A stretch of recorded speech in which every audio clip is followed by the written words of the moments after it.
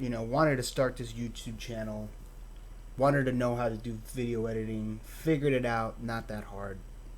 So I'm gonna start posting more often. Um, but what I wanted to talk about,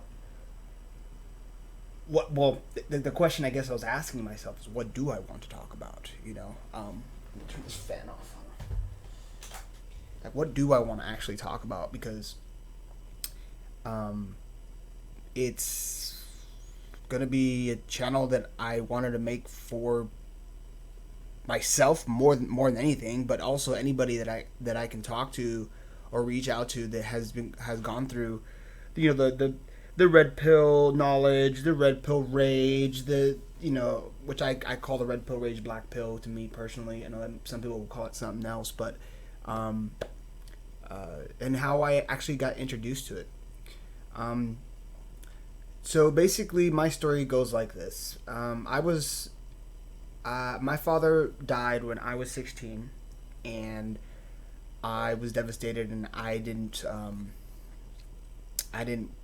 know what to do with myself. I wasn't doing good in school, and this is back in the days with like Yahoo Messenger, AOL Messenger. Prior to like high level texting, it was all everyone messaged each other online on the actual desktop. And I met a girl online from Mexico through a friend of mine, and I thought she was gorgeous. Even to this day, I still think about some of her pictures. She was 24, I was 16, so she had an 8 year head start on me. But she looked good at 24. I'll tell you that much. She don't look too good now, but she looked fucking bomb. I was like looking back at pictures of her, and I was like, holy shit, she was a smoke show. Um, I mean, beauty in the eye of the beholder and all that, but so we hit it off. I went and took it. I was like, I'm done with school. Dropped out of high school, got on a plane, and flew over to Mexico to meet this girl. And um, prior to even getting actually, let me take a step back here.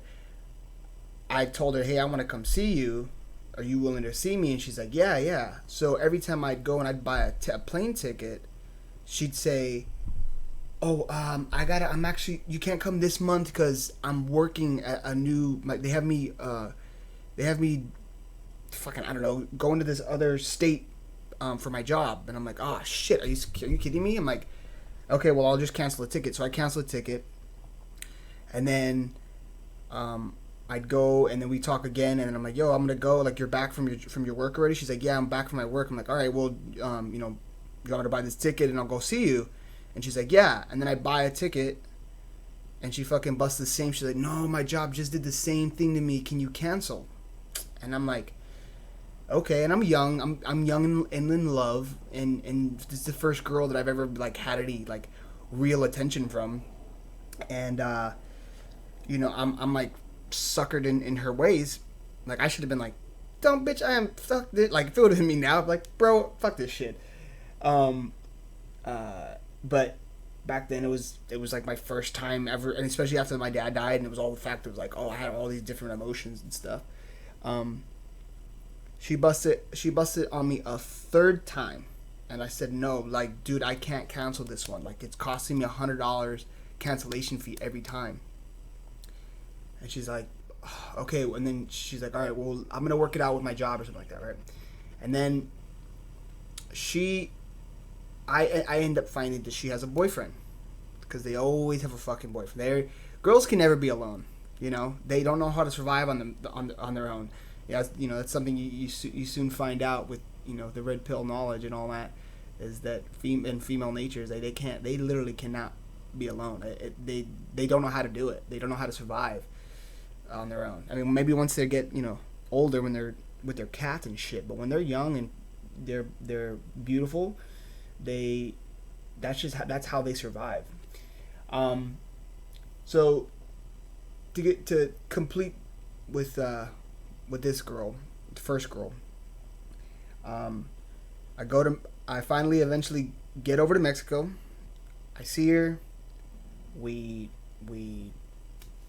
meet up. I stay at her home for like 2 months, and out of nowhere, one day, she, this is how it always goes with them. She just says, like, I'm still in love with, his name was Raul, I think at the time. Raul. Raul. She says I'm still in love with Raul, and I'm like, because she hasn't given me any affection, and I'm like, hey, like, can I get a hug from you? Can I leave? And she's like, no, get away from me.